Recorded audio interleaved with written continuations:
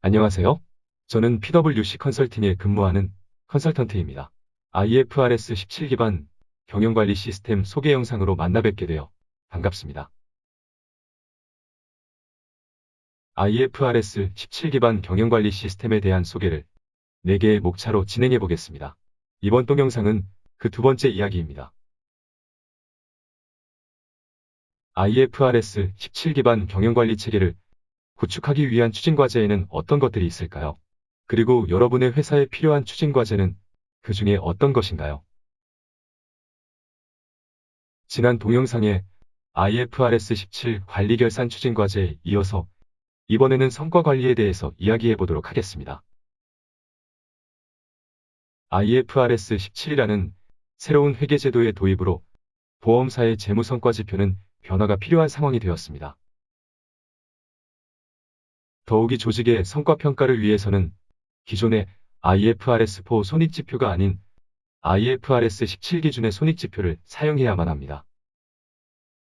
IFRS 17 기반 성과관리를 위한 추진과제는 3가지입니다.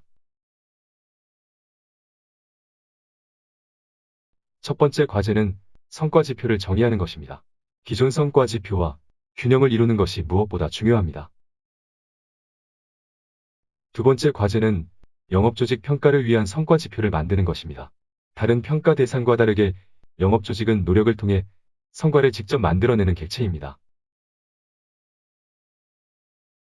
이러한 특성을 고려한 IFRS 17 기반의 영업조직 평가지표를 만드는 것은 매우 중요한 일입니다. 세 번째는 손해보험사에만 해당하는 사항이기는 합니다만 애로비관 비교평가를 위한 미래가치평가 체계를 만드는 것입니다.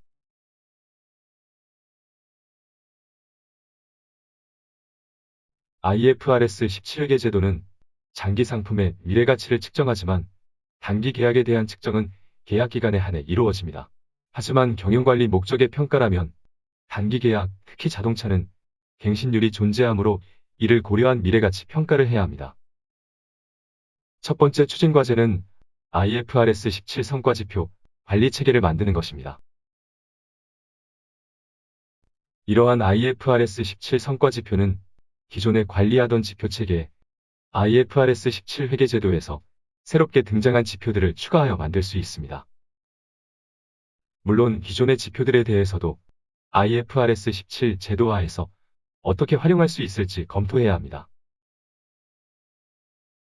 어떤 지표는 그대로 유지되지만 어떤 지표는 IFRS 17 제도화에서는 불필요해서 삭제하게 됩니다.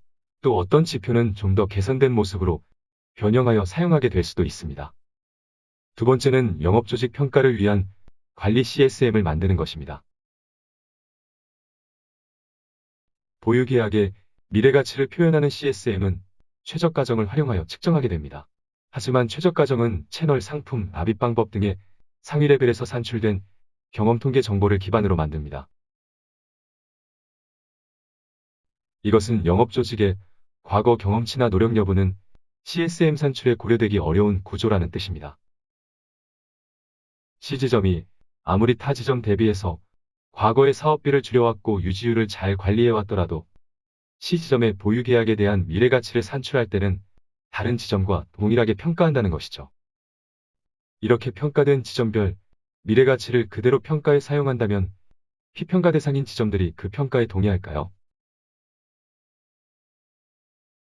이러한 이유로 우리는 지점별 고유한 경험치를 반영한 관리 CSM의 필요성을 인식하게 되었습니다. IFRS 17 제도에서 지점별 공정한 평가를 위해서 말이죠. 마지막 추진 과제는 애로비별 미래가치 기반 평가 체계를 만드는 것입니다. IFRS 17 제도에서 장기 상품은 BBA 방식으로 미래가치를 측정하고 일반 자동차는 PAA 방식으로 가치를 측정합니다.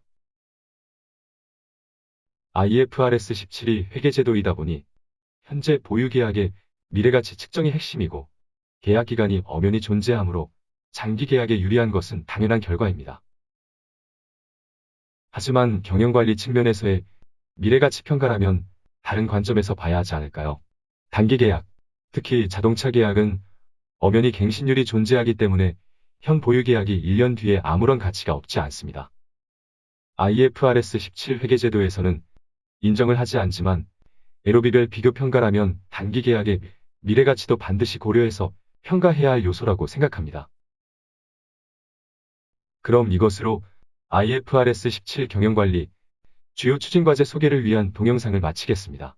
다음 영상에서는 업계 동향에 대해서 이야기해 보겠습니다. 감사합니다.